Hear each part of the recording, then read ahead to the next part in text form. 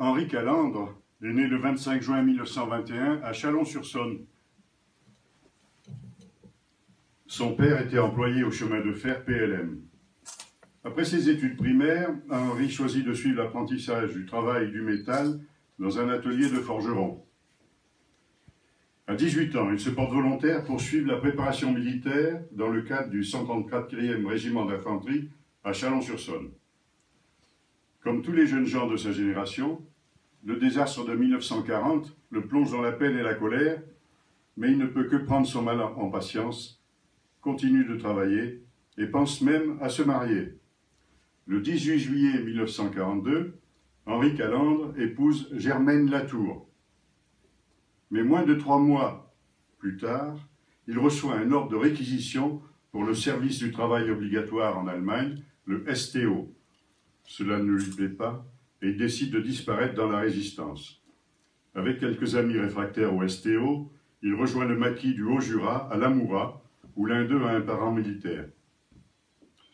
Ils sont admis dans le réseau Jean-Marie, ou Donkey Man, qui fait partie du Special Operations Executive, ou SOE, réseau britannique de renseignement et d'action.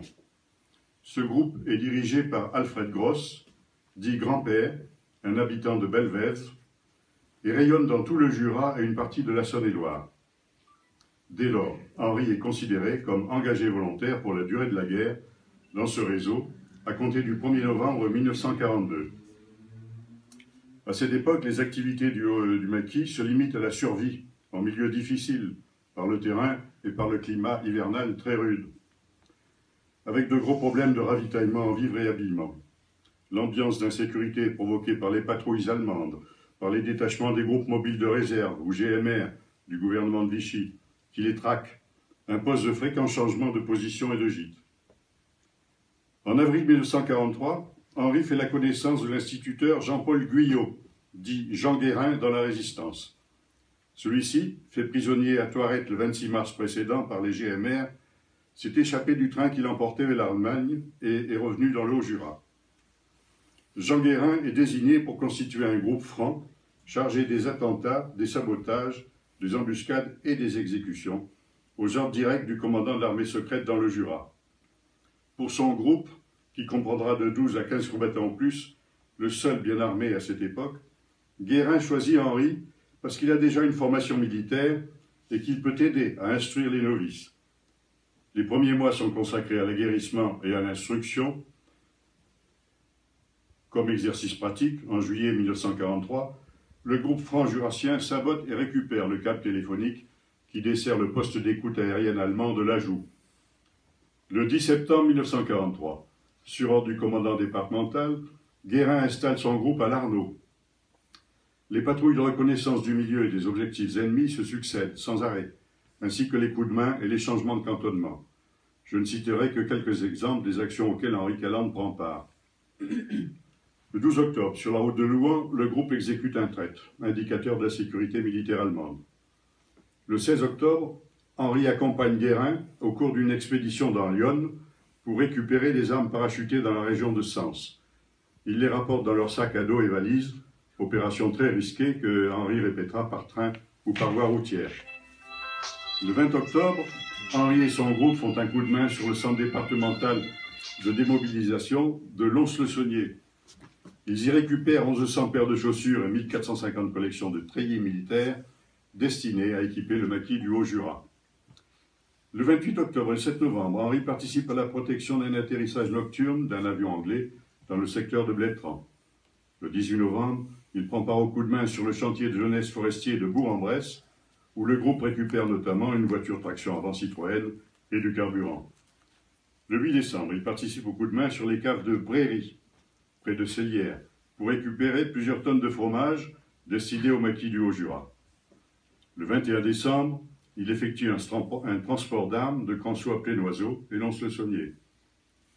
Le 16 janvier 1944, coup de main sur le camp de jeunesse de Poligny pour récupérer de l'habillement pour le maquis du Haut-Jura. Le 22 janvier, le groupe enlève une tonne d'explosifs en plein jour à Lons-le-Saunier avec l'aide de quelques dizaines d'hommes. Il y aura encore une embuscade infructueuse à Couzance pour libérer les maquisards prisonniers que les Allemands transportent vers Bourg-en-Bresse.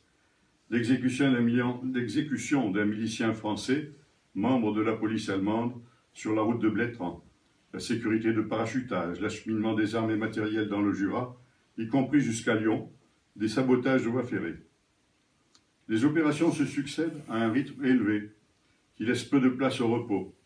La plupart des nuits sont consacrées au déplacement, mise en place, coups de main, embuscade, plutôt qu'au sommeil, et l'usure se fait sentir. Tout cela ne se fait pas sans perte. Il y a parfois des blessés et des tués, comme le 6 mars 1944 à Ruffey-sur-Seille, où une équipe est accrochée par un détachement allemand. Peu après, Henri et quelques autres, dont son frère, sont rappelés en Saône-et-Loire par grand-père, le chef du réseau. Henri peut enfin revoir son épouse et prendre un peu de repos.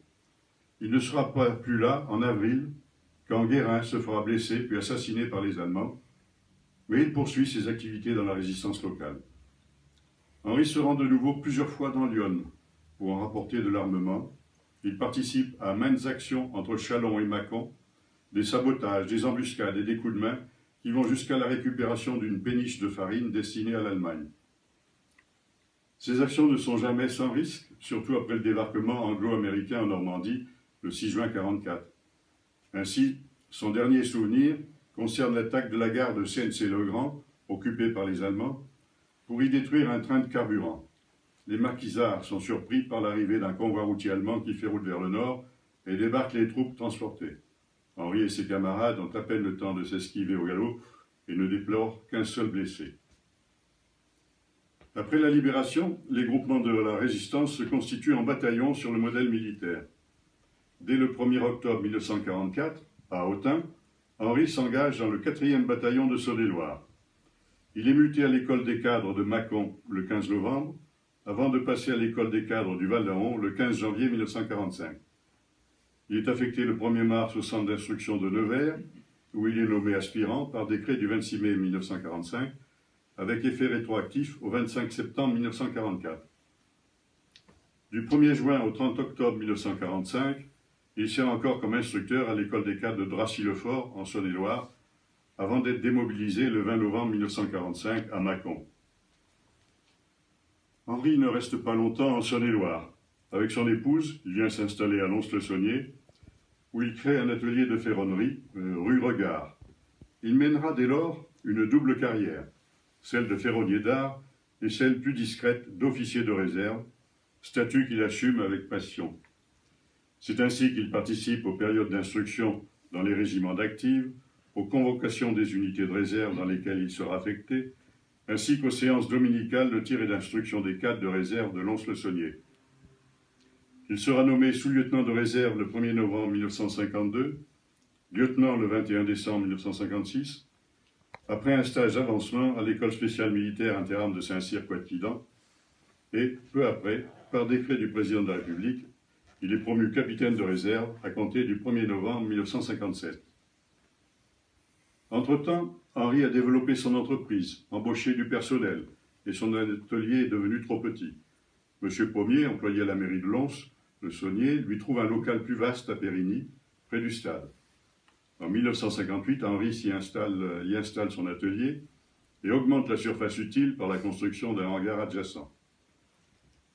En 1961, Henri a la douleur de perdre son épouse Germaine, âgée de 40 ans, décédée brutalement d'une crise cardiaque. Pour faire son deuil, il se consacre plus que jamais à ses activités professionnelles et militaires. C'est dans ce cadre qu'il fait la connaissance de sa deuxième épouse, Léa Girin, infirmière militaire de 1939 à 1962, titulaire de la Croix de guerre des théâtres d'opérations extérieures, médaillée militaire et chevalière de l'Ordre national du mérite. Ils se marient le 31 juillet 1963 et font construire une maison à côté des ateliers de Périgny, dans lequel ils emménagent en 1964. Fin 1967, le capitaine Henri Calandre est rayé des cadres de réserve de l'armée de terre. La même année, à 46 ans, il commence à pratiquer le tir sportif dans le cadre de la Société de tir du Jura, sur le plateau de Montciel. Il se met à exceller dans le tir au fusil au Baltra, collectionne les médailles et les trophées dans les concours interclubs, les championnats de la Ligue régionale et les championnats de France. Ses pairs l'élisent président de la Société de tir en 1973. Il le restera jusqu'en 1997, soit 24 ans. Entre-temps, son entreprise s'est encore développée. Il emploie 35 personnes. Le site du stade de Périgny est devenu trop petit et Henri a transféré ses ateliers dans la zone industrielle de Lons-Périgny en 1970. Il tire plus que jamais. Et médaille de bronze au championnat de France en 1978 et 1979. Médaille d'or en 1980 à Poitiers. Admis alors dans l'équipe de France, il participe au championnat du monde en Allemagne. En 1981, perturbé par des problèmes de santé et par des difficultés avec un associé, Henri décide de prendre sa retraite. La même année, à l'instigation de la ville de Lons-le-Saunier, Henri conduit le déménagement de la société de tir depuis le site de Monciel jusqu'à celui de Denne-Roland, préconisé par son ami le maire de Blétran, Jean Pérodin, où tout est à créer. Ce qui le mènera bien. Après la scission des sections de tir à l'arc et de tir sur cible, la société de tir devient Société de Baltrap Jurassien. En 1982, Henri est de nouveau sacré champion de France de sa spécialité en fosse universelle et fait partie de l'équipe de France au championnat du monde en Angleterre.